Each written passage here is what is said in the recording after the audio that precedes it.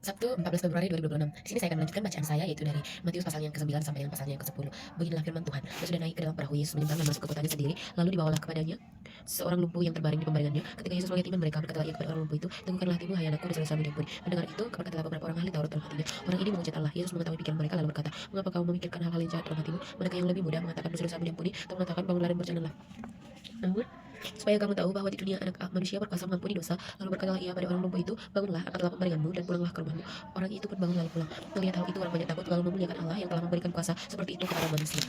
Setelah Yesus pergi dari situ, ia melihat seorang yang bernama Matius duduk di tempat memungut cukai. Lalu ia berkata kepadanya, "Ikutlah aku." Matius pun bangkit dan mengikuti dia. Ketika Yesus makan di rumah Matius, datanglah banyak pemungut cukai dan orang berdosa lalu makan bersama dia dan murid-muridnya. Pada waktu orang Farisi melihat hal itu, berkatalah mereka kepada murid-muridnya, "Mengapa guru makan bersama pemungut cukai dan orang berdosa saja?" Yesus mendengarnya dan berkata, "Bukan orang sehat yang memerlukan tabib, tetapi orang sakit. Jadi pergilah dan belajar arti firman ini, yang kukehendaki ialah belas kasihan dan bukan persembahan. Sebab aku datang bukan untuk memanggil orang benar, melainkan orang berdosa."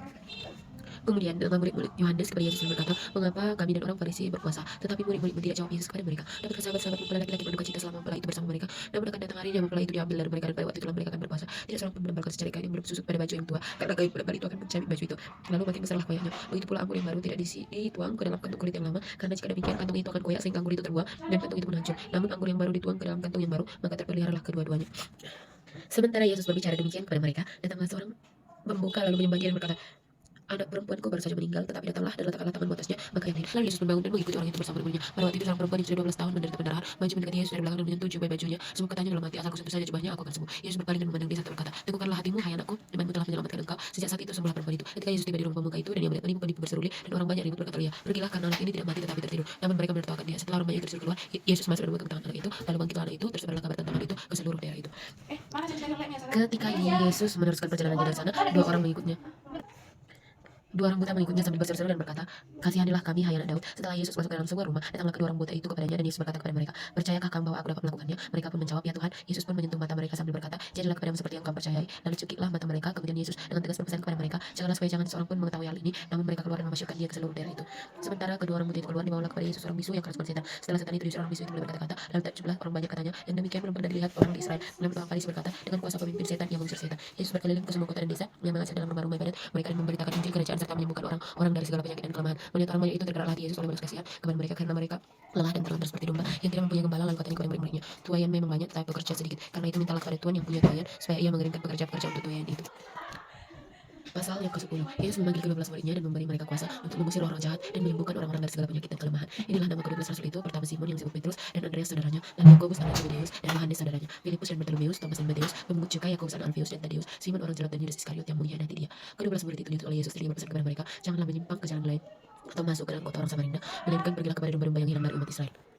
Pergilah dan beritakanlah kerajaan surga sudah dekat. Sembuhkanlah orang sakit, bangkitlah orang mati, tahirkanlah orang yang sakit kulit, usirlah setan-setan. Kamu telah memperolehnya dengan cuma-cuma, berikanlah pula dengan cuma-cuma. Janganlah membawa emas atau perak atau tembaga dalam ikat pinggangmu. Janganlah membawa kantong pembekalan dalam perjalanan. Janganlah membawa baju 2 helai, kasut atau tongkat, sebab seorang pekerja patut mendapat nafkahnya. Apabila kamu masuk kota atau desa, carilah di situ seorang yang layak dan tinggallah padanya sampai kamu berangkat. Apabila kamu masuk ke rumah orang, berilah salam kepada mereka. Jika mereka layak menerimanya, salam damaimu itu turun ke atasnya. Jika tidak, salam damaimu itu kembali kepadamu. Apabila seorang tidak menerima kamu dan tidak mendengar perkataanmu, keluar, tinggalkanlah rumah atau kota itu dan kebaslah debunya dari kakimu.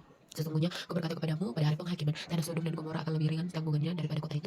Lihat, aku mengutus kamu seperti domba ke tengah-tengah serigala. Sebab itu adalah kamu cerdik seperti ular dan tulus seperti merpati. Waspadalah terhadap semua orang, karena ada yang akan menyerahkan kamu kepada majelis agama, dan mereka akan mencambuk kamu di rumah ibadatnya. Karena aku, kamu akan dikirim ke hadapan penguasa-penguasa dan raja-raja sebagai kesaksian bagi mereka dan bagi bangsa-bangsa yang tidak mengenal Allah. Apabila mereka menyerahkan kamu, janganlah khawatir tentang bagaimana dan apa yang harus kamu katakan, karena semuanya itu akan dikaruniakan kepadamu pada saat itu juga.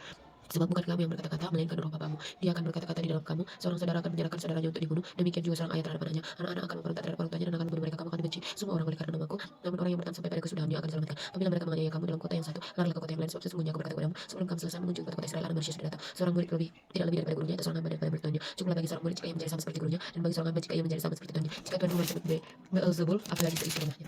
Jadi janganlah takut terhadap mereka, karena tidak ada sesuatu pun yang terselubung yang tidak akan disingkapnya, dan tidak ada sesuatu yang tersembunyi yang tidak akan diketahui. Apa yang kukatakan kepadamu dalam gelap, katakanlah itu dalam terang, dan apa yang dibisikkan oleh telinga, beritakanlah itu di hari atas. Janganlah takut terhadap mereka yang membunuh tubuh mereka, tetapi tidak berkuasa terhadap jiwa. Takutlah terutama kepada Dia yang berkuasa membinasakan baik jiwa maupun tubuh dalam neraka. Bukankah 2 ekor burung pipih dijual seharga 1 keping kecil, namun seekor pun tidak akan jatuh ke bumi di luar kehendak Bapamu? Bahkan rambut kepalamu terhitung semuanya. Karena itu janganlah takut, kamu lebih berharga daripada banyak burung pipit. Setiap orang yang mengakui aku di depan manusia, aku juga akan mengakuinya dengan depan Bapakku yang di surga. Namun siapa saja yang menyangkal aku di depan manusia, aku juga akan menyangkalnya di depan Bapakku yang di surga.